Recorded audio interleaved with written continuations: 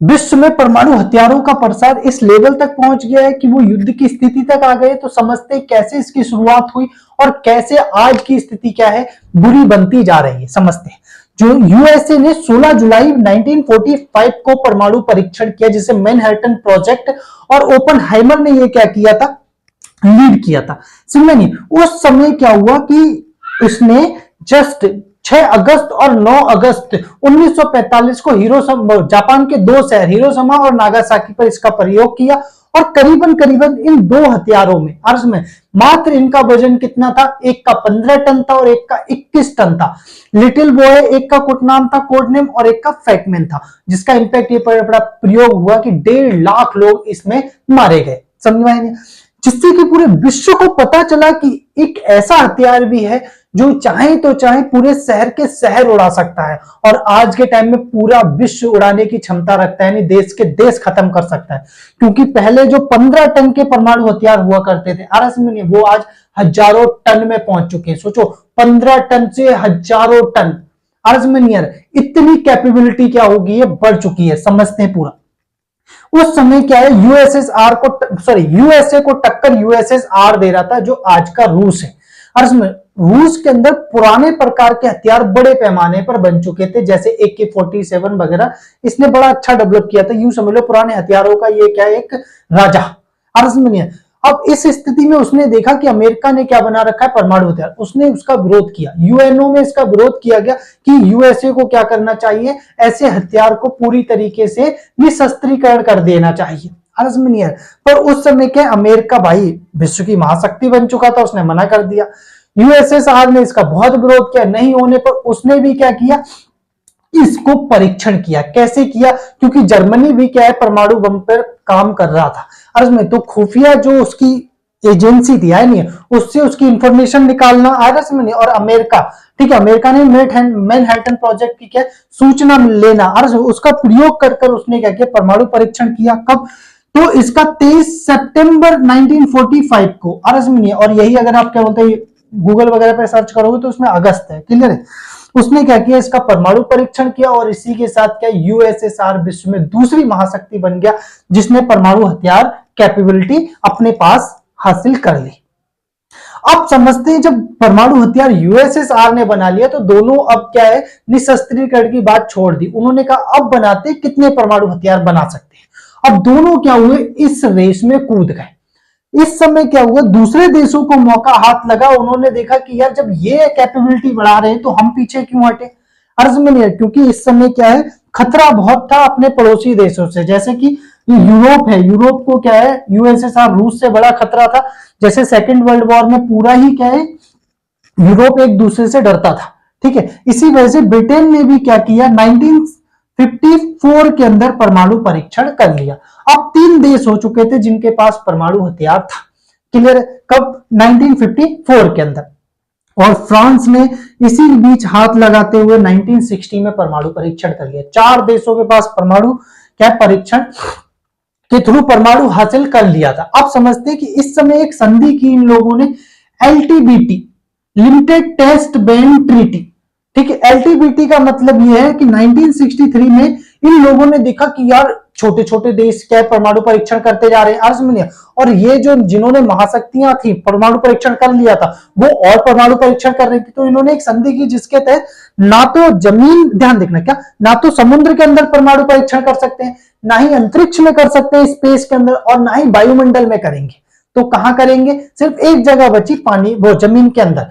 क्यों, क्योंकि इस समय उनके पास यही एक कैपेबिलिटी थी, जमीन के अंदर परमाणु परीक्षण करने की क्षमता, ठीक है। तो इन लोगों ने LTBT कर लिया, समझौता कर लिया, ठीक है। इस समय क्या हुआ, फ्रांस ने हस्ताक्षर नहीं किए, क्योंकि फ्रांस उस समय परमाणु मतलब शक्ति बनाई था, उसने कहा यार अभी करना ठीक नहीं है, ठीक है। नेक्स्ट नंबर पे चाइना ने भी मना कर दिया, नहीं करेंगे, ठीक है। अब इसी समय क्या हुआ, चाइना ने भी परमाणु परीक्षण 1964 के अंदर उसने परमाणु परीक्षण कर लिया। अब देखो 5 देश विश्व में जब क्या है परमाणु मतलब क्या होते हैं संपन्न देश बन चुके हो, तब महाशक्तियों को डर लगने लगा कहीं ऐसा ना हो कि हर देश परमाणु क्या है संपन्न हो जाए और वो क्या करे, एक दूसरे को ही खत्म कर दे, जैसा सेकंड वर्ल्ड वॉर में हुआ, यूरोप ने एक दूसरे को ही खत्म कर दिया था। इसीलिए उन्होंने एनपीटी की, न्यूक्लियर नॉन प्रोलिफिकेशन ट्रीटी, इसका मतलब है परमाणु अप्रसार संधि 1968। इसके तहत यदि 1 जनवरी 1967 तक, क्लियर है, अगर जिस भी देश ने परमाणु हथियार बना लिए हैं 1 जनवरी 1967 तक, उसको परमाणु संपन्न घोषित कर दिया गया। समझ में नहीं आ रहा? तो इस समय तक कितने देश थे? 1 2 3 4 5 5 देशों ने परमाणु परीक्षण कर लिया। अब किसने परमाणु परीक्षण, जिन्होंने नहीं कर पाया वो परमाणु अब आगे परीक्षण नहीं कर सकते। तो ऐसे में कौन था? पूरा विश्व था जिसने परमाणु परीक्षण नहीं किया था। अर्ज में, क्योंकि विश्व की महाशक्तियां जब दबाव डाल रही हो तो भाई मना भी नहीं किया जा सकता।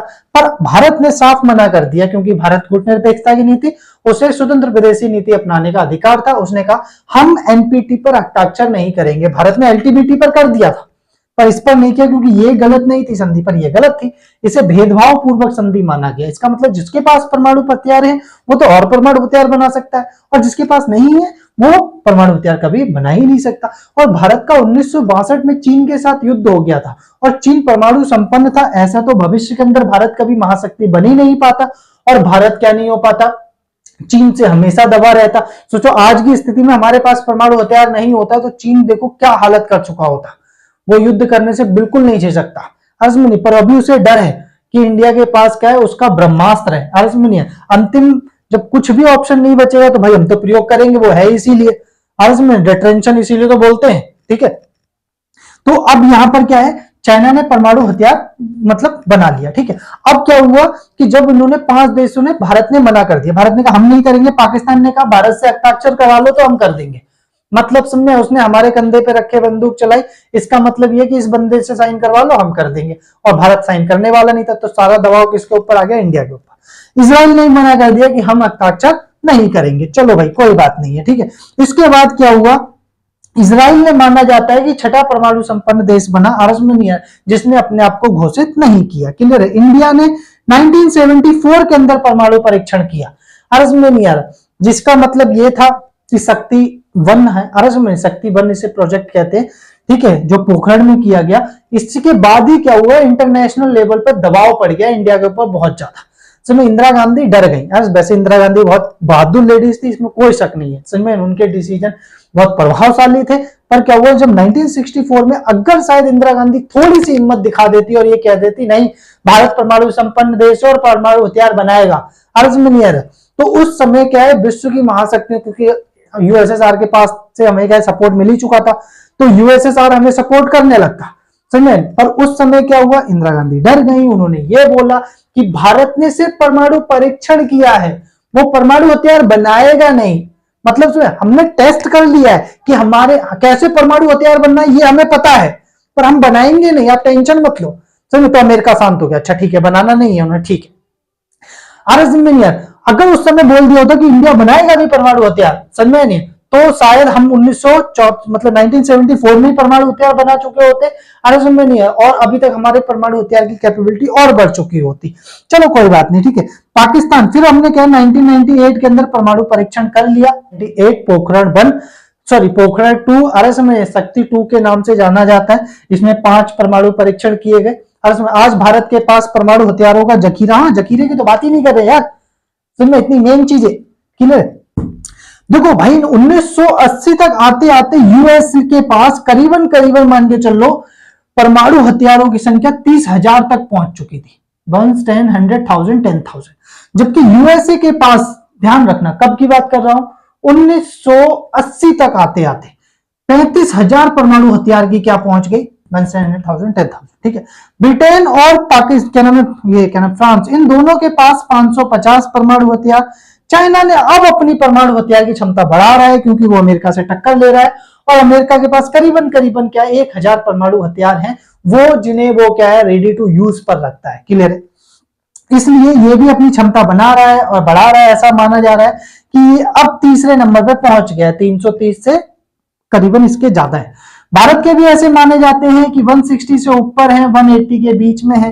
पाकिस्तान के पास परमाणु हथियार 180, मतलब सॉरी 160, 170 से 190 है, थोड़े मतलब पाकिस्तान के पास ज्यादा है।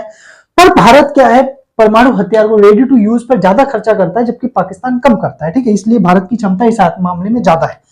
ठीक है, इजराइल है और इसमें इजराइल को बहुत बड़ी सिक्योरिटी जो मिलती है, मदद सेना पे जो उसे प्रति ईयर जो मदद मिलती है वो अमेरिका से मिलती है। अमेरिका से सुरक्षा का वादा भी है, जैसा कि गाजा के अंदर भी घटना चल रही है और इजराइल की सपोर्ट कर रहा है, क्या नाम है, यूएसए। उस हिसाब से उसने अपनी परमाणु का क्या नहीं किया है, घोषणा नहीं की है, क्योंकि उसे पता है कि अभी अगर नहीं होगा तो वो घोषणा करेगा भी। ठीक है, इसीलिए क्या है, एग्जैक्ट उसके पास कितना है इसको लेकर थोड़ी सी शंका है। फिर भी ऐसा मान लिया जाता है उसके पास करीबन करीबन 80 से लेकर 400 के बीच में हो सकते हैं। ठीक है, नेक्स्ट नंबर पे नॉर्थ कोरिया कितना है, तो नॉर्थ कोरिया के पास भी क्या है, करीबन करीबन 100 के बिलो हो सकते हैं। ठीक है, ये वो है जिन्होंने घोषणा नहीं की है कि हमारे पास कितने परमाणु हथियार हैं। ठीक है, अब समझते हैं क्या कि परमाणु युद्ध कहां पर ज्यादा होने के चांसेस है। तो देखो, पूरी जो परमाणु हथियारों के राष्ट्र हैं वो एशिया में समा गए हैं।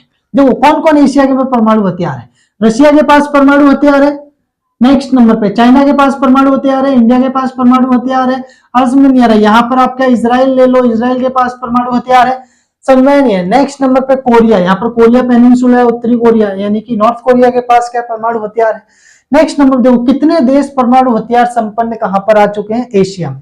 1 2 3 4 5 5 देश परमाणु हथियार संपन्न एशिया में है। ठीक है, नेक्स्ट नंबर पे देखो यूएसए, बचा कौन कौन, एक ये आज में नहीं। हाँ, पाकिस्तान एक हो गया, 6 देश हो गए, क्लियर हो गए। कितने, 6 देश एशिया में परमाणु हथियार संपन्न है। और 6 देश ऐसे हैं, इंडिया को छोड़ दो तो 5 देश ऐसे हैं जिनकी विचारधारा अर्ज में नहीं, जिनके अंदर डेमोक्रेसी नाम की चीज नहीं है। पाकिस्तान के अंदर कह नहीं सकते डेमोक्रेसी, आर्मी है। समय 1999 में जब कारगिल वॉर हुआ तो सोचो, वहां के जो राष्ट्रपति थे उनसे बिना पूछे वहां के सेना जनरल परवेज मुशर्रफ ने तो परमाणु हथियार तैनात कर दिए। अजमनियर, हमें खबर आ रही है कि पाकिस्तान परमाणु हथियार प्रयोग कर लेगा। अरजमनियर, ये बात अलग है, इंडिया डरा नहीं, उसने कि कर लो। अरजमनियर, सुबह होते होते पाकिस्तान गायब है नक्शे से, ढूंढना फिर कहां गया ये, क्लियर है। नॉर्थ कोरिया में पता है तानाशाह है किम जोंग उन, पाकिस्तान के अंदर 1 पार्टी रूल करती है, रशिया में 1 मैन रूल, मतलब समय व्लादिमीर पुतिन आरजमनिया 2036 तक खुद को राष्ट्रपति घोषित कर चुके हैं, क्लियर है। अभी देख लो, इलेक्शन हुआ उसमें वही जीते, नेक्स्ट इलेक्शन होगा उसमें भी वही जीतेंगे। ठीक है, तो देखा जाए तो इजराइल में भी डेमोक्रेसी है। ठीक है, इन देशों के अंदर कहीं ना कहीं तानाशाही है, और वो तानाशाही क्या है, परमाणु हथियार छेड़ने में बहुत बड़ी कारगर भूमिका निभा सकती है। ठीक है, अब भाई देखो, चाइना जिस तरीके से एग्रेशन कर रहा है उसका टारगेट ही यही है वर्ल्ड में महाशक्ति बनना। मैं तो ये सोचता हूं अगर चाइना महाशक्ति बनेगा तो वो कैसे वर्ल्ड को लीड करेगा। ठीक है, क्योंकि अमेरिका में तो डेमोक्रेसी है, तो अमेरिका को अमेरिका के लोग ही रोक लेते हैं। अमेरिका कुछ ज्यादा गलत करता है तो अमेरिका के लोग में, मतलब समझो वहां पर क्या बोलते हैं, ह्यूमन राइट्स इतने ज्यादा मजबूत है कि वहां की जनता ही विरोध करने लगती है, समझो, तो उन्हें मजबूरन पीछे हटना पड़ता है। पर चाइना में ऐसा नहीं है, चाइना की जनता विरोध नहीं कर सकती, समझ में नहीं है, वहां पर प्रोटेस्ट करने का राइट ही नहीं है, समझे, वहां ह्यूमन राइट्स उतने ज्यादा नहीं है, आए नहीं, राइट टू स्पीच उतनी नहीं है, बोलने की आजादी। तो वो कैसे चीन रोकेगा और चीन किस तरीके से वर्ल्ड को अनस्टेबल करेगा, इस बात को लेकर बड़ी चिंता रहती है। क्योंकि चीन जिस तरीके से महाशक्ति बन रहा है और एशिया में जस्ट भारत से लगता हुआ देश है, तो भारत को सबसे ज्यादा दिक्कत होने वाली है। मेरे अनुसार सबसे ज्यादा दिक्कत फ्रांस को होगी और दूसरे नंबर पे इंडिया को होगी, क्योंकि इंडिया के साथ उसकी बॉर्डर डिस्प्यूट है, उसने जानबूझ के बॉर्डर डिस्प्यूट क्रिएट किए हैं, जिसकी वजह से, अब छोटा सा एग्जांपल देता हूं, अभी तक वो शांति से चला आ रहा था, और यही 2017 में ढोकलाम में उसने इंटरफेयर किया, 2020 के अंदर उसने क्या नाम है इसका, गलवान के अंदर किया, और 2000 ये अभी क्या नाम है 2-3 महीने पहले की बात है, तो तवांग के अंदर उसने क्या झड़प की। तो इसकी झड़पें ये दर्शा रही हैं कि वो धीरे धीरे चाह रहा है कि भारत से विवाद रहे, जिससे कि इंटरनेशनल लेवल पे वो अमेरिका से तो नहीं भिड़ सकता, वो चाहता है इंडिया से भिड़कर, क्योंकि इंडिया तीसरी महाशक्ति है। मतलब समझ में आ रहा है नहीं आ रहा है भाई, बजट पे तीसरा सबसे ज्यादा खर्चा करती है, ग्लोबल फायर इंडेक्स में 4थे नंबर पे है। आज रशिया से भिड़ेगा तो रशिया खत्म ही कर देगा, उसे पता है नहीं। इंडिया के अंदर डेमोक्रेसी है अर्ज में, तो उस स्थिति में कहीं ना कहीं इंडिया को क्या हल्का सा दबाया जा सकेगा और वर्ल्ड में दिखाया जा सकेगा कि चीन कितना पावरफुल है। उसका ये कुछ ऐसा क्या उद्देश्य रहा है अर्ज में नहीं। तो ठीक है, पर इंडिया दबेगा नहीं, ये अलग बात है। ठीक है, क्योंकि इंडिया में डेमोक्रेसी है, तो क्या हुआ, इंडिया के अंदर कहीं ना कहीं डिसीजन लेने की पावर भी मजबूत है, ये मानना पड़ेगा। क्योंकि जब भी हमारे युद्ध हुए तो हमने राष्ट्र हित को क्या मान्यता ज्यादा दी है अर्ज में नहीं है, और जनता ने भी उसका समर्थन किया है भरपूर। क्लियर है। तो भाई ये परमाणु हथियार का जो जखीरा यूरोप में वो एशिया में इकट्ठा हो रहा है, ये कहीं ना कहीं दिक्कत जाकर क्रिएट करेगा। ठीक है, तो ये युद्ध की स्थिति अगर क्या बोलते थर्ड वर्ल्ड वॉर होता है तो वो एशिया में ही होगा, इसमें कोई शक नहीं है, हर्षमनी।